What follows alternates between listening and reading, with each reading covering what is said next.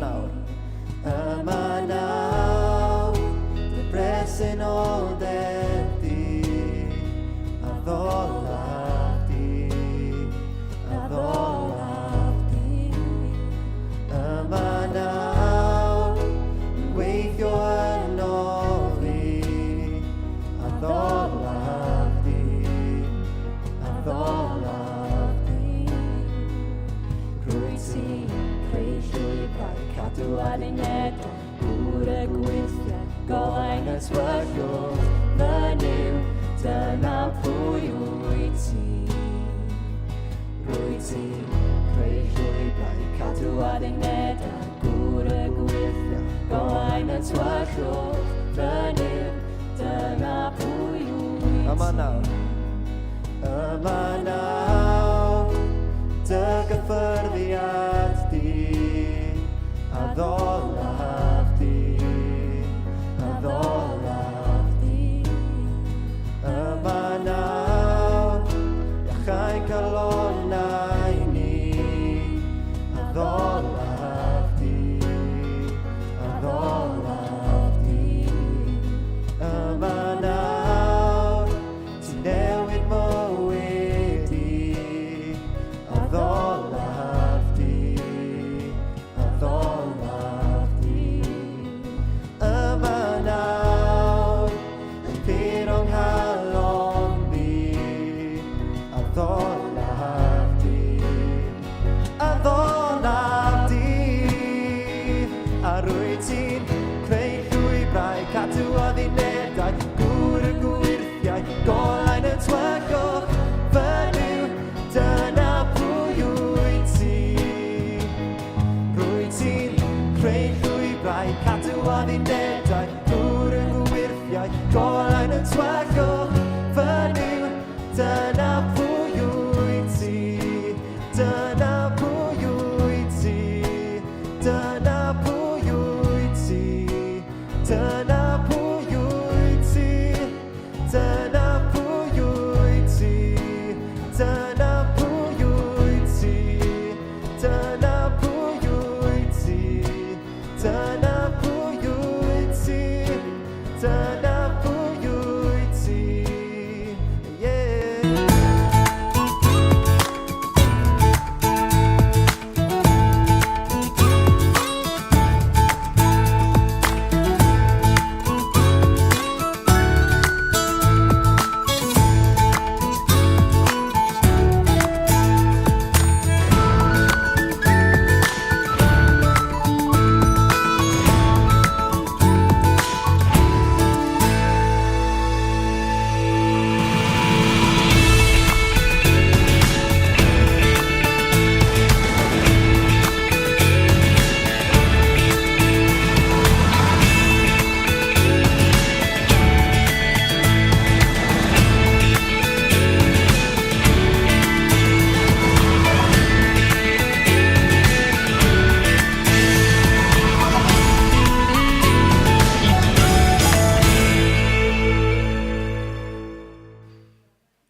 Bore da bawb, Pasg hapus i chi gyd.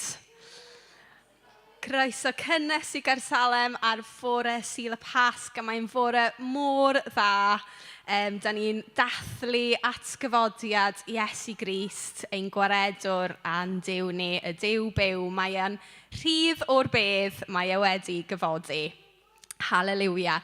Nawr, os newch chi ddweud y llinellau yma ar yn ôl i, na i ddweud y llinell gyntaf, gewch chi ddweud yr ail llinell, ar y dau sleid yma.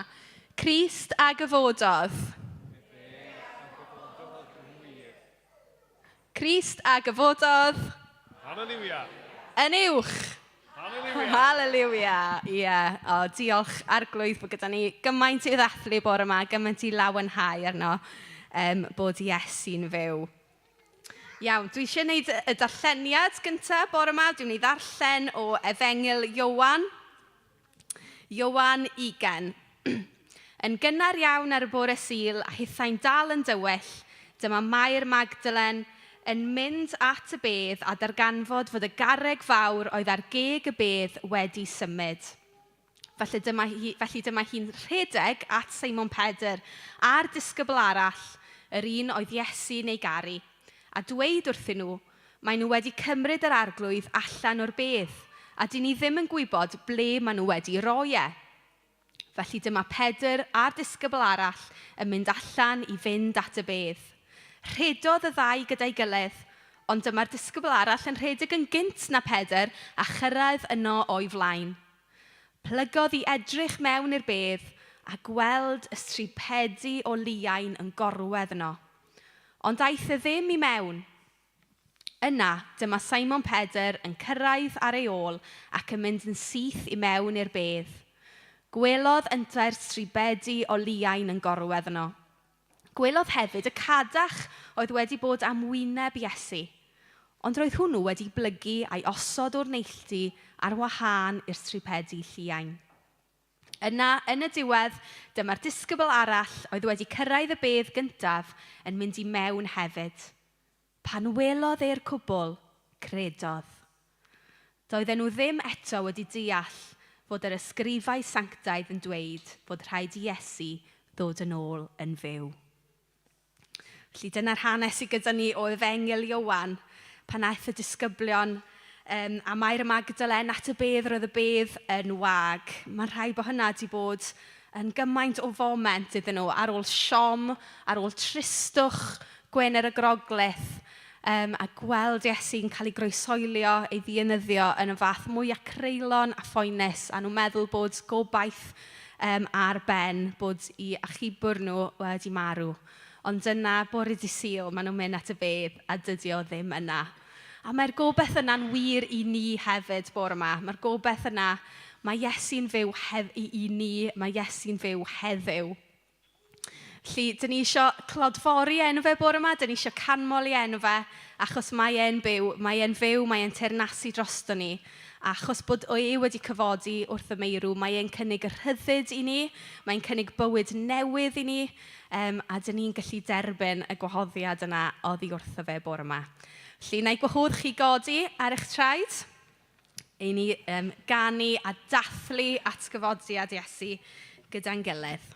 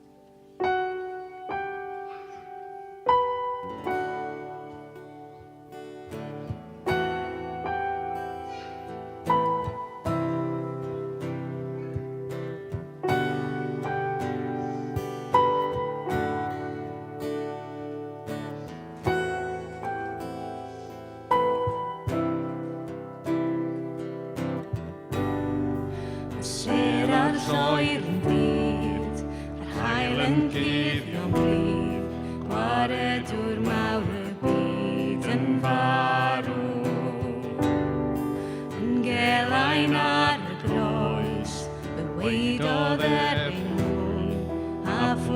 sallfeuau'r byd oedd arno.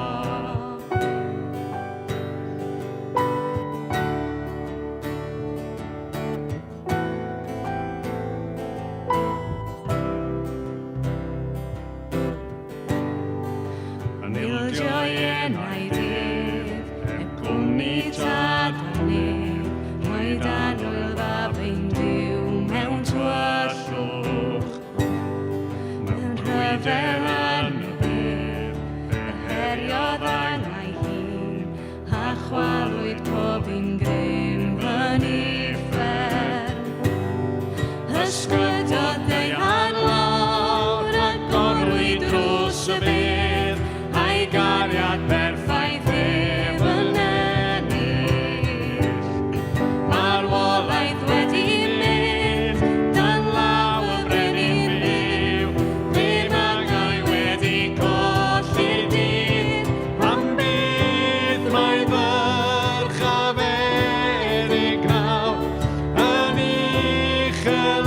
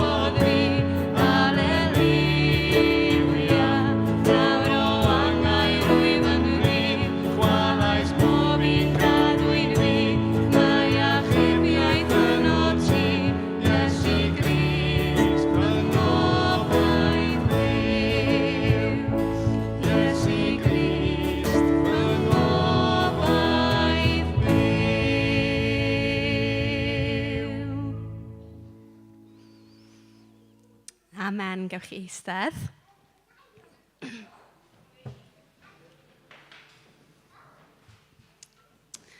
Iawn, dyn ni eisiau treulio chydig o amser nawr yn gweddio. Dyn ni eisiau diolch i Dduw am y gobaith sydd ganddo ni yn Iesu Grist bore yma. Ond dyn ni eisiau gweddio dros ein gilydd, yn bersonol, dros yr eglwys. Dyn ni eisiau gweddio dros y dre yma, dros Caernarfon, y bydd grym yr atgyfodiad yn trawsffurfio y dre yma, yn rhoi gobaith i bobl, yn dod â rhyddid i bobl, achos dyn ni'n credu bod efengel Iesu Grist, y newyddion da am Iesu Grist, y bywyd newydd yma yn bwerus, yn rymus. A dyn ni eisiau gweddio dros yn byd neu bore yma am bawb sy'n dioddef. Mae Wcrain yn amlwg iawn ar teledu ac ar flaen y meddyliau ni gyda'r holl dioddef sy'n ymlaen yna, ond hefyd yn gymaint o lefydd eraill yn y byd. Dyn ni'n meddwl am Yemen a Iraq a Syria, a holl lefydd yma yn y byd lle mae dioddau yn parhau. So dyn ni eisiau codi'r llefydd yma hefyd, a dyn ni eisiau gweld, dyn ni'n credu mewn Duw byw, dyn ni'n credu mewn Duw sy'n ymyrryd a sy'n dod â gobaith a'n dod â rhyddid i bobl. Felly, dyn ni eisiau gweld grym yr atgyfodiad ar waith yn ein byd ni heddi. Felly, fi'n mynd i gwahodd Arwel a Tristan i helpu fi i weddio bore yma hefyd. Felly, Arwel, diolch. O Dduw ein tad, dyn ni diolch i ti bod ni'n cael troi at ti, a dyn ni'n troi at ti mewn gwendid. Dyn ni'n troi at ti yn ymwybodol yn bod ni ddim yn gryf. Ond dyn ni'n dod y bore yma arglwydd at ti, yr arglwydd sydd wedi cyfodi. A dyn ni diolch i ti arglwydd y bod ti yn addo, bod y grym yna, y pŵer yna, a gyfodod ti o'r bedd, ar gael ar ein cyfer ni.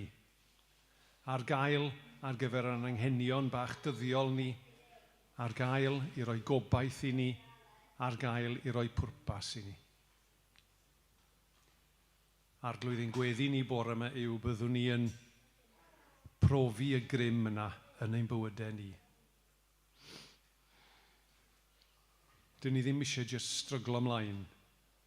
Dyn ni eisiau profi grym datgyfodiad di yn ein bywydau ni, yn ein galluogi ni i wneud pethau sydd mewn gwirionedd y tu hwnt i ni ar yn pen yn hunain. A dyn ni eisiau gweld grym yr atgyfodiad yna hefyd arglwydd yng ngwaith yr eglwys.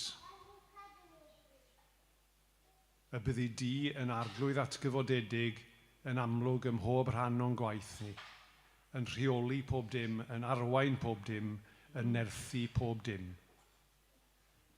Fel dy fod ti'n yn helpu ni fel criw o bobl ddigon cyffredin, ond byddwn ni wedi dod ynghyd yn enw, yn hyddiant ac yn grym atgyfodiad Iesu Grist i fendithio yr ardal yma. Amen. Amen.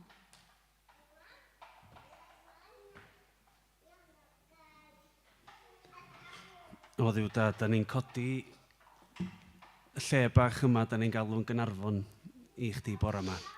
Da ni'n codi plant y dre yma gyntaf, da ni'n codi plant ysgol Hindra, Maes Incla, Santes Helen, Gelli, Pendalar, Ysgol Syrhyw. Da ni'n codi dy blant di, da ni'n codi trigolion y dre yma hefyd, o'r clwb rygbi i'r clwb beicio. O Garnon Street i Church Street, Cae Gwyn, Caer Saint, dy bobl di sydd yma. A da ni'n dathlu bore yma fod yn y bedd o na rhywbeth anisgwyl, rhywbeth oedd neb di disgwyl. Rhywbeth oedd wneud pobl ddychryn, rhywbeth oedd wneud pobl lawenhau. Dwi'n gweddio bore yma i bobl dre bod na rhywbeth anisgwyl ar eu cyfer nhw. A dwi'n gweddio fwy na'n byd bod na ddechrau newydd yn cael ei ddathlu Pasg yma. A mae yna gyfle i ni gyd ddechrau o'r newydd heddiw yn enw heddiannol Iesu Grist. Amen.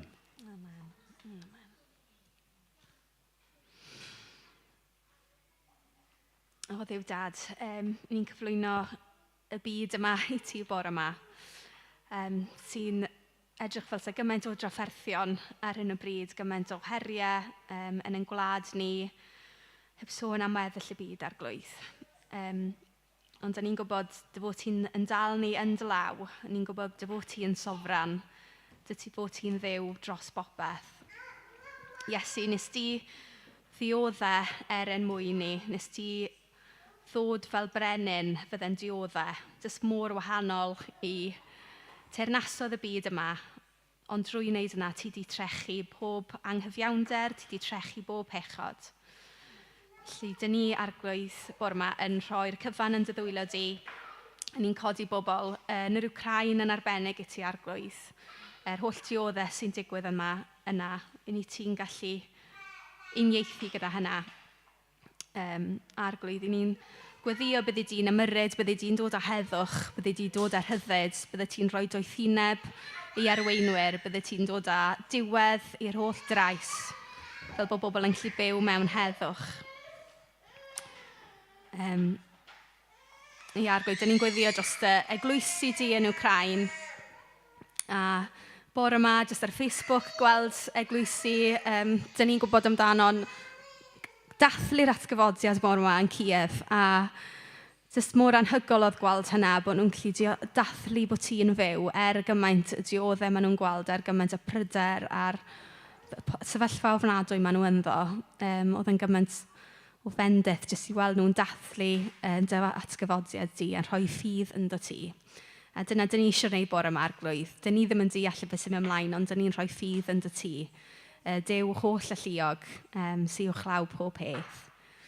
A mae disadwn y Pasg ddoe yn atgoffa ni weithiau dyn ni'n meddwl ble wyt ti arglwydd. Ar disadwn y Pasg roeddet ti yn dawel, ond roeddet ti ddim yn absennol. Roeddet ti yno trwy'r amser. A ar Dydd Sul y Pasg nes ti godi Crist yn fyw.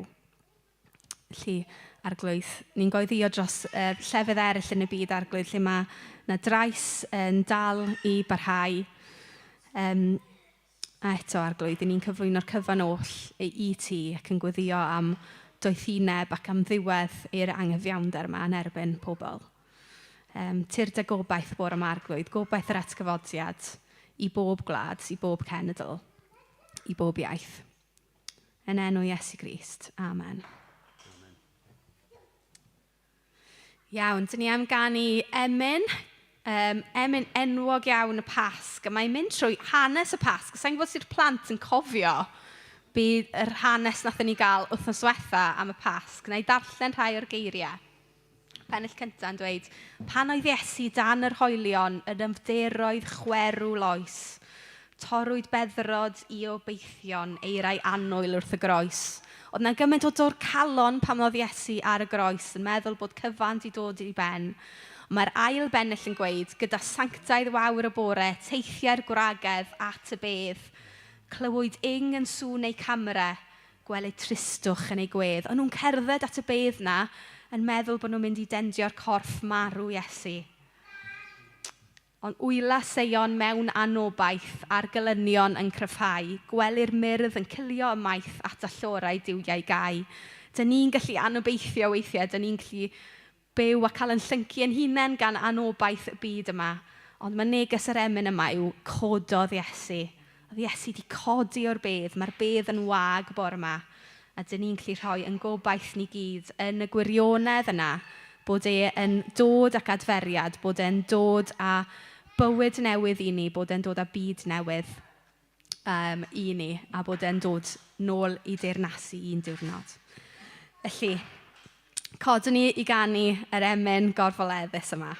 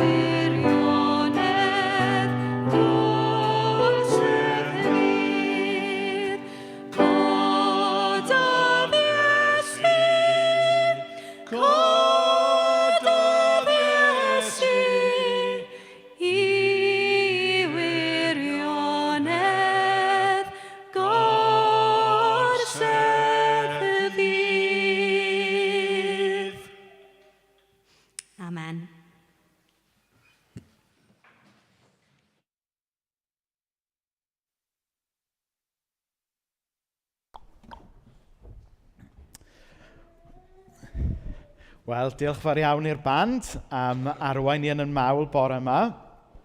Dych chi'n deall nawr pan bod Mena'n iste lawr i chwarae piano bore yma. Iawn, wel, na ni. So dwi'n meddwl mae'r plant yn gallu mynd lawr grisiau rwan. Felly, i plant oed derbyn i fyny yn mynd lawr grisiau yn dilyn Mari fyna. A wedyn iau na derbyn yn ystafell yn y cefn gyda rhiant yn aros efo'r plant yn y cefn.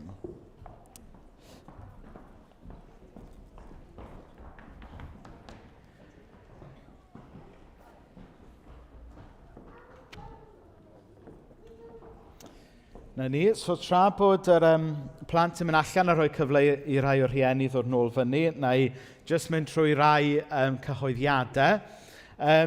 Da ni eisiau wedi gweddio am Kiev a Ukraine, a dych chi'n ymwybodol bod ni wedi bod yn ei casgliad ers deufis erbyn hyn, a mae'r casgliad yn cau heddiw. A ni jyst eisiau dweud diolch am eich heilioni, achos da ni wedi casglu dros 4,000 o bunnoedd dros yr ychydig wythnosau diwetha, sydd yn anhygoel. Mae'n lot mwy na o'n i'n disgwyl fysa ni yn codi. Felly diolch fawr iawn am eich heilioni. A bydd y pres yma'n mynd tuag at eglwysu bedyddwyr yn Ukraine sydd yn brysur yn gofalu ar ôl eu cymunedau ac yn creu be maen nhw'n galw'n canolfannau lloches, llefydd diogel, llefydd saff i bobl fynd yng nghanol y rhyfel yma. A byddwn ni wrth gwrs yn parhau i weddio dros y sefyllfa a falle gwneud casgliad pellach neu gwahanol yn hwyrach yn y flwyddyn. Yr cyhoeddiad arall yw Sul nesa, bydd Hannah yn pregethu yn y bore, a wedyn bydd gyda ni oedfa nos yn neud for one night only am y tro, be bynnag mae'r oedfa nos yn neud comeback wythnos nesaf. A reswm pam yw achos bod gwasanaeth bedydd gyda ni. So am 4:05 nos Sul nesaf, mi fyddwn ni'n cael y fraint arbennig o fydyddio Hannah. So mae'n ffynnu, mae'n pregethu yn y bore, da ni'n bydyddio hi yn y nos. Felly dylai fe fod ffordd rownd, ond anyway. So da ni'n cael y fraint o fydyddio Hannah a Paul nos Sul nesaf. So mae'n am 4:05. Felly mae croeso cynnes i chi ddod yn y bore fel arfer, ond hefyd ymuno gyda ni gyda'r hwyr am 4:05 i ddathlu y bedydd. Os ydych chi heb fod yma i wasanaeth bedydd o blaen, mae'r llwyfan fan hyn, coelwch na beidio, yn agor fyny, a mae yna bwlch mawr dan fan hyn. Dwi ddim yn edrych felly, ond mae e yna. So dowch nos Sul nesaf i weld y pwll, ond yn fwyaf pwysig i ddathlu y stori ffydd Hannah a hefyd stori ffydd Paul. So dyna ni. Nawn ni blygu pen mewn gweddi nawr cyn i ni droi at y neges bore yma. Wel, y Dduw Dad, da ni yn diolch bod ni wedi bod gyda'n gilydd bore yma yn addoli ti y Duw sy'n caru ni, ti y Duw sy'n wedi atgyfodi, ti yw y Duw sy'n dod â gobaith mewn i'r byd yma.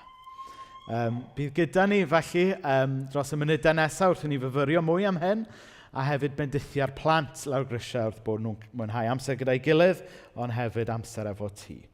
Da ni'n cyflwyno hwn felly yn enw Iesu. Amen. Amen. So, un o fy hoff emynau Pasgu ydy'r emyn da ni newydd i ganu rwan.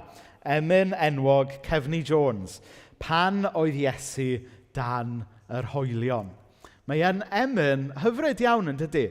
Mae'n emyn gymharol gyfoes, fel mae emynau Cymraeg yn mynd. Hynny yw 20 ganrif. Ac felly, yn rhyfedd iawn, dyw e ddim yn lot o'r hen lyfrau emynau Cymraeg, ond mae e wedi dod yn glasur yn dydy. Mae e wedi dod yn emyn pwerus ac cyfoethog. Mae llawer o eglwysi trwy Gymru yn canu pob Pasg, a mae e yn rhyw emyn da ni'n clywed ar y radio Cymru yn aml amser yma'r flwyddyn. Pan o'n i'n canu y top notes yna, o'n i'n dychmygu cofio Dai Jones yn canu parchus gof amdano, yn canu yr emynau. Mae'n emyn lle mae angen tenors da i ganu yr emynau uchel. Ond be bynnag am hynny, am y gerddoriaeth sydd yn hyfryd, mae'r geiriau fel mae Menna eisoes wedi sôn yn eiriau cyfoethog iawn hefyd. Mae'r gitsgan wrth gwrs yn mynd â ni at yr uchafbwynt cododd Iesu. Ond dwi'n hoff iawn hefyd o'r penillion. Oherwydd mae'r penillion yn mynd â ni ar y daith yn dydy. Mae e'n mynd â ni o'r lle anodd tywych yna a wedyn yn codi ni i'r gobaith sydd yn yr atgyfodiad. Oedd pennill un fel wnaethon ni ganu, torwyd beddrod i obeithion. Pennill 2 yn sôn am clywed ing yn sŵn ei camre, gwelwyd tristwch yn ei gwedd, a wedyn pennill 3, wyla seion mewn anobaith. Maen nhw'n eiriau trwm yn dydyn, maen nhw'n eiriau ungol, maen nhw'n eiriau pwerus, sydd jyst yn helpu ni ddeall rhywbeth am yr emosiwn oedd pobl Duw yn mynd trwyddo fe ar ddydd Sadwrn y Pasg. Yn y moment yna, rhwng marwolaeth Iesu a'i atgyfodiadau. A maen nhw'n dweud yn dydyn, yna ddywediad, it's the hope that kills you. Dyna maen nhw'n dweud. A mae'r ysbryd yna i weld yn y geiriau yma. O beth i ni'n mynd i wneud? Mae popeth o'n ni wedi gobeithio amdano, wedi chwalu, wedi mynd. Mae yna dristwch o'n cwmpas ni. A chybod heddiw nawr, da ni yma, Sul y Pasg, da ni yma i ddathlu gobaith Iesu. A falle bod yna rhywun yma, y meddwl iddyn nhw ei hun, dwi ddim yn teimlo fel gobeithio heddiw. Dwi'n mynd trwy bethau anodd ar hyn o bryd. Nes i watsio'r newyddion neithiwr a gweld beth sy'n digwydd yn yr Ukraine. Mae yna bethau anodd i mynd mlaen yn y mywyd i dros y misoedd diwetha. Dwi ddim yn y mwyd i fod yn happy clappy bore yma. A chybod be, mae'n iawn i deimlo fel yna weithiau. Da ni gyd weithiau yn mynd trwy benodau anodd mewn bywyd. A mae'r ing yna yn cael ei ddal yn y penillion yn yr emyn yna. Does dim rhaid i ni ffalsio o flaen yn gilydd bore yma. Allwn ni fod yn real ynglyn a bod ni dal yn wynebu poenau, bod ni dal yn wynebu reality anodd weithiau. Ond, bore yma, dwi am fentro deud o leiaf, hyd yn oed mewn llefydd anodd, hyd yn oed mewn llefydd tywyll, mae Iesu yn rhoi gobaith i edrych allan amdano fe, edrych ymlaen iddo fe, sy'n gallu dod, a hyd yn oed y moment tywych yma, yn foment ysgafnach i ni heddiw. Ddim bod yn holl broblemau mynd i ddiflannu dros nos, jyst achos bod ni wedi canu cwpl o mynau bach neis. Ond mae Iesu, y Pasg yma'n cynnig ysgafnhau y baich. Mae e'n cynnig torri i oleuni trwyddo hyd yn oed yn y moment tywyll. A dyna pam bod cytgan yr emyn yna'n dweud, cododd Iesu, nos ei trallod aeth yn ddydd. Nawr, dwi am droi y cloc nôl chydig bach nawr. Yr holl ffordd nôl i hanes Job yn yr Hen Testament. Un o'r storis hynaf sydd wedi gofnodi a'i hadrodd a'i basio lawr i ni trwy'r canrifoedd. Oedd Job, oedd e'n ddyn da, oedd e'n ddyn llwyddiannus, oedd e'n ddyn cyfoethog, oedd ganddo fe bopeth oedd gan y byd i'w gynnig. Ond yn y stori yma sydd wedi gofnodi yn yr Hen Testament, mae fyd e'n syrthio i ddarnau. Mae e'n colli popeth. Mae fyd e'n cael ei droi ben i weired. Mae llawer o'i gyfoeth yn cael ei ddwyn, mae beth sydd ganddo fe ar ôl yn cael ei ddinistrio mewn tân. Ac yna mewn digwyddiad dramatig a trist, mae'n colli ei blant i gyd. Mae blant ei gyd yn marw. Mae ei hun yn cael ei arbed, ond mae'n cael ei adael yn ddyn sal, yn ddyn afiach yn ystyr llythrenol y gair. Ac ni'n ffeindio Job yr ochr arall i'r don enfawr yma, yn galaru am ei golledion. A mae'r hanes yn dweud bod e'n ffeindio rhyw grochan i grafu frywiau, jyst er mwyn iddo fe deimlo rhywbeth. Wedyn mae ffrindiau fe'n dod draw. Maen nhw'n eistedd gyda fe ac yn trafod beth sydd wedi digwydd. Maen nhw'n trio esbonio, maen nhw'n trio dod lan ac atebion slick. Ond actually mae be maen nhw'n dweud yn ansensitif ac yn greulon. Dyma lle mae'r ymadrodd cysurwyr Job yn dod. Chyfo? Pobl sy'n meddwl bod nhw'n helpu, ond maen nhw'n neud fwy o ddrwg nag o les. Ac yn naturiol, mae Job yn ffeindio ei hunan yn hunan dosturiol. Just fel y bydden ni hefyd yn ei sefyllfa fe. A just fel yda ni. Pan da ni hefyd yn mynd trwy amseroedd anodd. Ond, mae'n Sul y Pasg. Chi'n gwybod bod ond yn dod, dydych. Ond, tua hanner ffordd trwy y stori, mae'r cywair yn dechrau newid. Nawr, ni'n sôn am y mynnau bore yma. Ac, chybod, beth sy'n tu ôl pob pop song dda ydy key change, ynddo fe? Hynny yw, mwyn ennill Can i Gymru, mae rhaid i chi gael key change yn does, tyfod. A mewn tyfod o Bon Jovi i Arfon Wyn, mae key change yn achub can yn dydy. A dyna ni'n cael yn hanes Job. Mae na newid cywair hanner ffordd trwy'r hanes. A mae Siôn mynd i roi'r adnodau ar y sgrin nawr. Job, pennod 19. Ond yw gair pwysica'r Beibl gyda llaw. Ond, dwi'n gwybod fod fy amddiffynwr yn fyw. Ac yn y diwedd y bydd yn sefyll ar y ddeiar i dystio ar fy rhan. Hyd yn oed ar ôl i'm croen i gael ei ddifa. Ond cael gweld Duw tra dwi'n dal yn fyw, dyna dwi eisiau. Ei weld droso fy hun, i'm llygaid i ei weld, nid rhywun arall. Dwi'n hiraethu am hynny yn fwy na dim. Chi'n gweld sut mae'r cywair yn newid yn hanes Job fyna.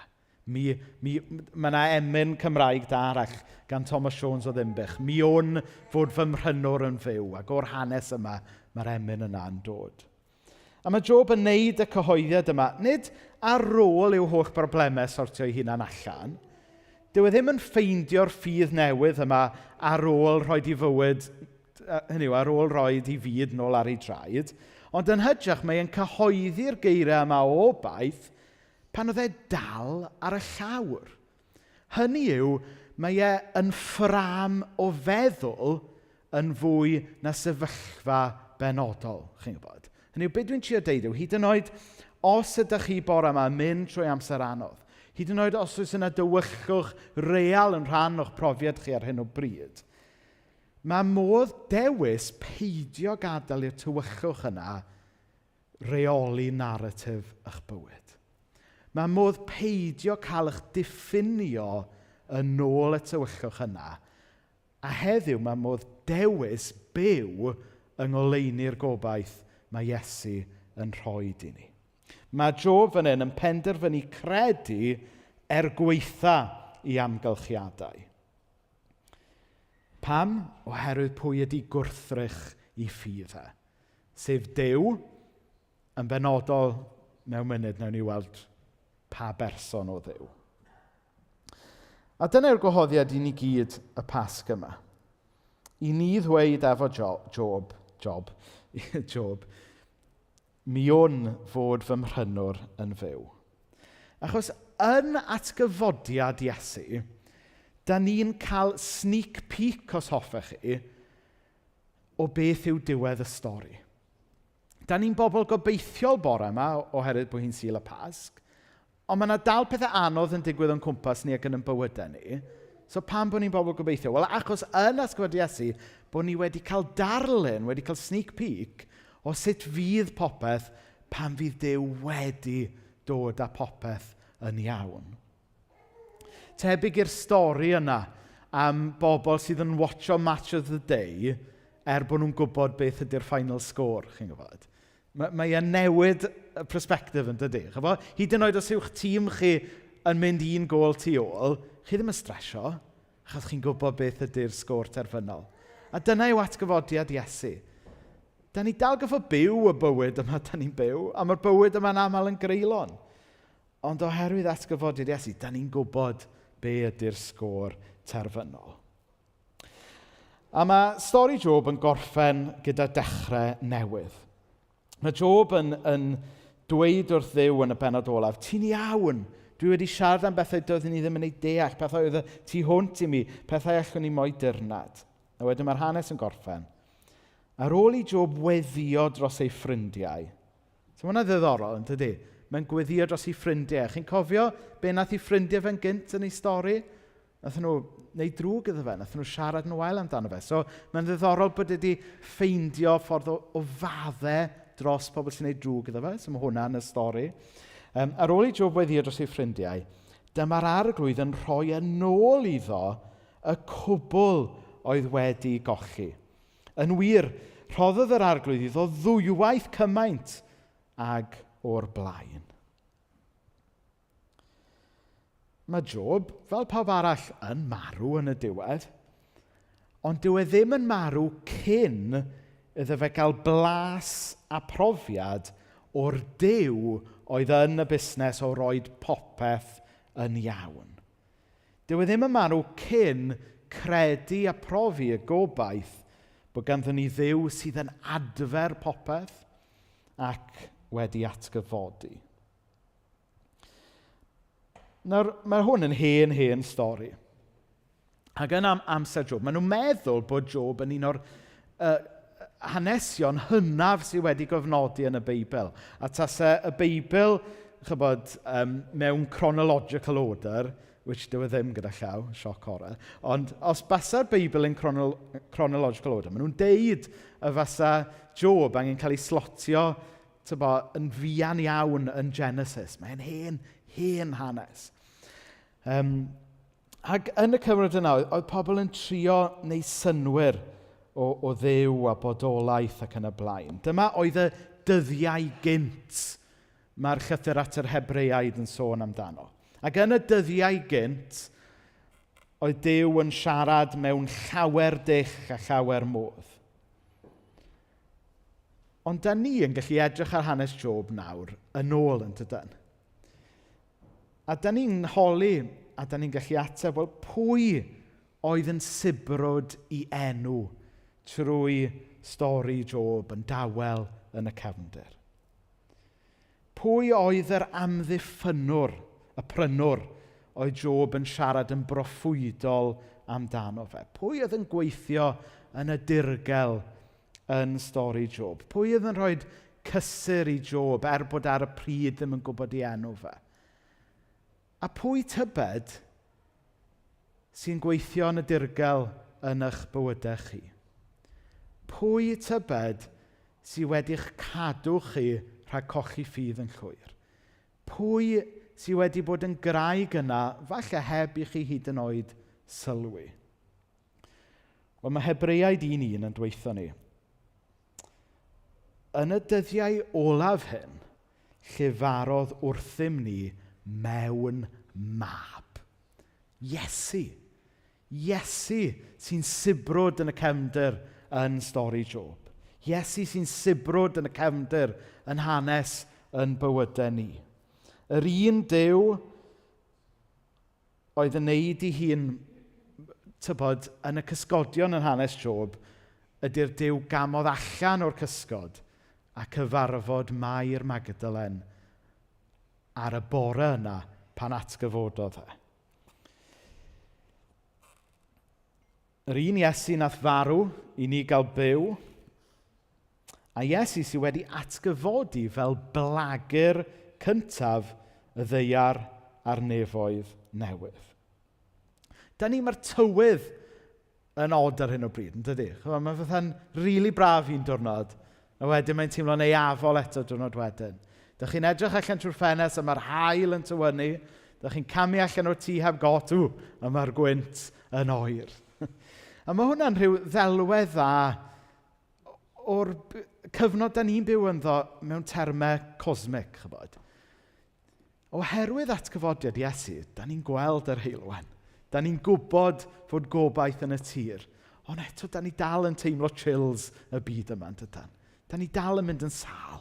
Da ni dal yn cochi rhai anwyl i ni. Mae yna dal rhyfeloedd yn y byd. Ond mae'r Pasg yn cyhoeddi bod yna ddyfodol gwell yn dod. Fe allwn ni gyredu a gwneud y stori yna'n stori i ni heddiw. Allwn ni fyw yng ngoleuni y gobaith sydd i ddod wrth i ni wynebu heriau y byd sydd ohoni. Fel Job, gadewch i ni hefyd ddweud, mi wn fod fy mhrynwr yn fyw. Crist a cyfododd yn wir, Pasg hapus ffrindiau. Dyle fi di roi heads up i'r criw gwaith plant fod neges yn fyr bore yma, Dylan. Maen nhw'n siŵr fod dim ond gecko wing. So, dwi'n barod am y band nawr, mae'r band lawr grisiau dyn hyn, ond na ni. O, na ni, oce, mae menna'n dod.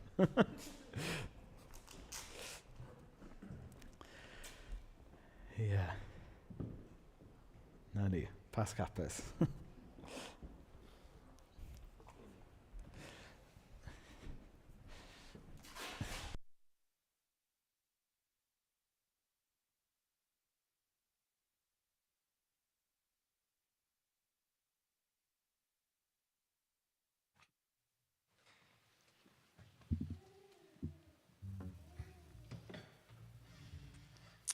Iawn. Cynnewn ni godi i ganu. Llawr y fo'n rhowch ar ben yr oen a'r orsedd nef. Ni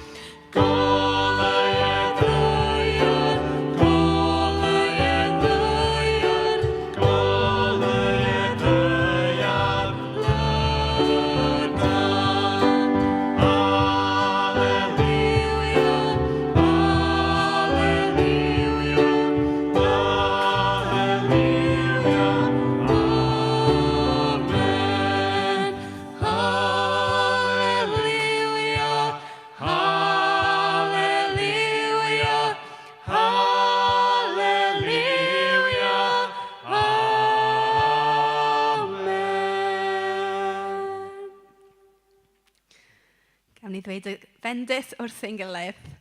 Gras ein harglwydd Iesu Grist, a chariad Duw, a chymdeithas yr ysbryd glân, a fyddo gyda ni oll o'r awr hon, hyd byth. Amen.